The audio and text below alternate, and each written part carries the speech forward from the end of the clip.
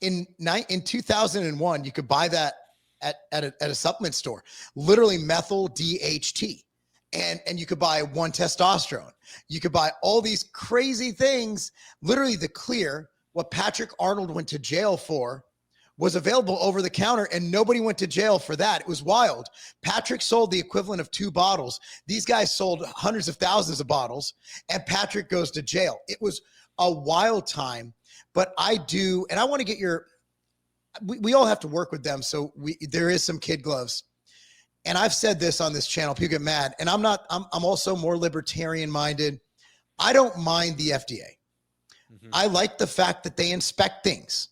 I like the fact that they try to prevent adulterants from going in supplements, and they do keep a close pulse on this industry. With that being said, Ben, what is your thoughts on the FDA and how they're handling things? And has it changed since we've had the new Make America Healthy Again kind of movement? Has it gotten easier? Has it gotten harder? What do you see? So I think that you have to understand about, especially for dietary supplements, our regulations that we have to answer to, the Dietary Supplement Health and Education Act, that was passed by Congress. Like we elected officials who wrote that law and passed it. So I agree with you. I think that especially in our niche of supplements, we all made our bed and we have to sleep in it, right? There is regulation that says dietary supplements are this. There's a lot more to it as well, but it defines what we can have, defines how we can use them, defines what we have to do. The law states that we have to scientifically test these to make sure that the label claim is true. The law says that it has to match what you're telling people they are getting. Like, it needs to be generally regarded as safe. There needs to be an NDI submitted for new ingredients. It's reasonable regulations. The problem does not come in with, are we regulated or not? The problem comes in is whether or not the FDA is fully enforcing those regulations. Yes. And I was really excited by the Make America Healthy Again movement, because I was hoping that we would see some more enforcement for quality in our industry. The honest truth, I got this from a report from APA, the American Herbal Products Association, is that we have far fewer auditors at the FDA now because of the cutbacks, and they are doing far less auditing because of that. I'm not crazy about that. We already did not receive enough auditing. You know, if you're a good quality company like Tiger, MTS, NutriBio, any of these companies that we were talking about, yeah. I sat through 2 FDA audits at NutriBio, no problem. You know, like if you are doing the right thing, there should be no reason to be worried about the FDA oversight. We do go down to DC oftentimes, and there are some lobbying associations that are pushing for something called mandatory product listing. Are you aware of this at all? I am not. Okay, so this is a new controversy in DC and in the supplements overall. Dick Durbin from Illinois. Oh God. So he's on his way out in 2026, and his coup de grace, I guess, the last thing he wants to do is get this thing called mandatory product listing made.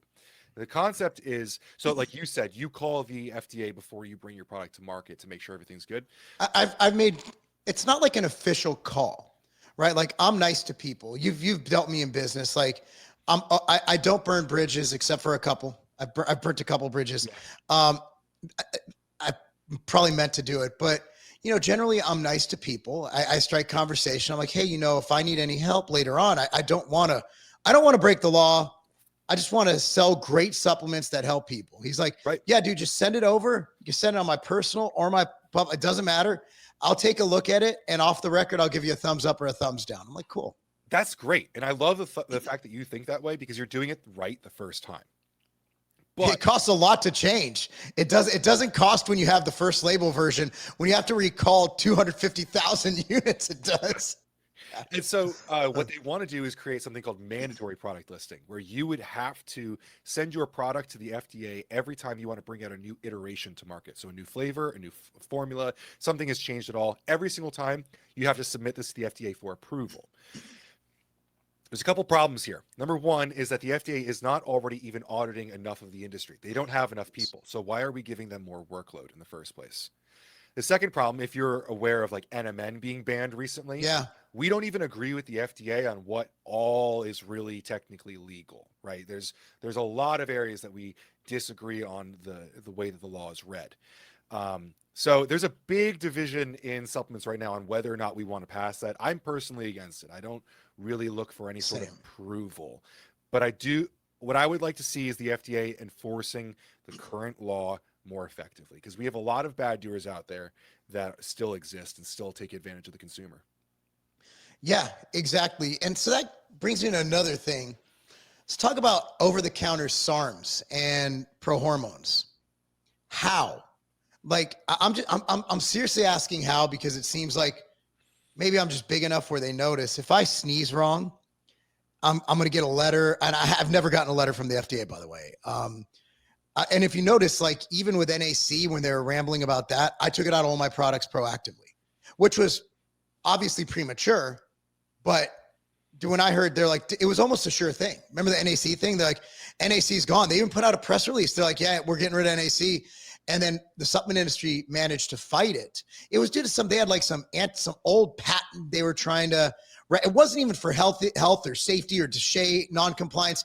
It was for some crazy patent they claimed, but it was because it was good for you, I think. They're like, it's making people too healthy.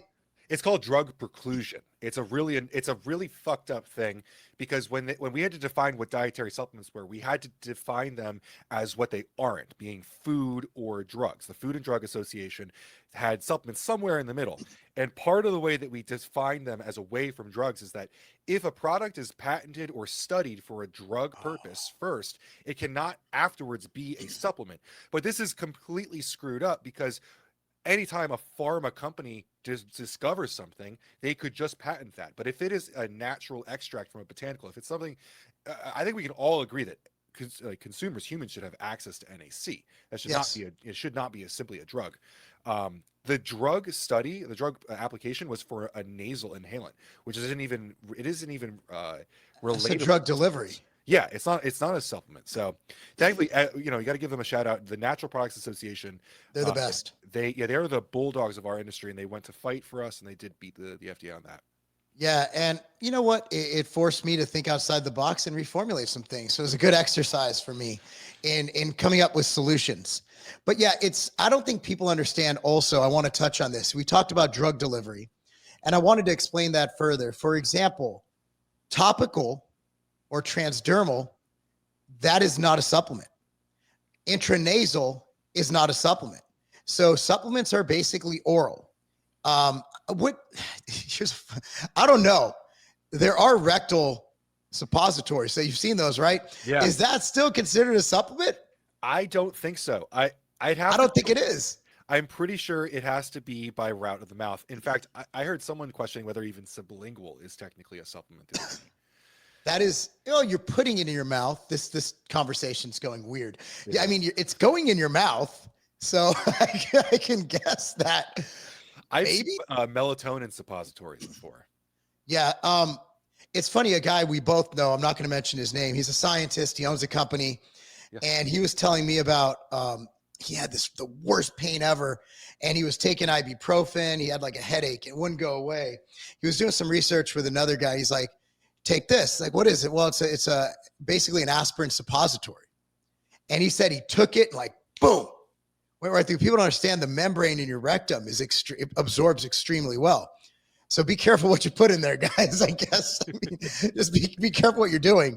It's funny. You formulate a lot. I see you're doing, if you guys don't follow him on Instagram, Price Plow is an amazing site, amazing Instagram follow.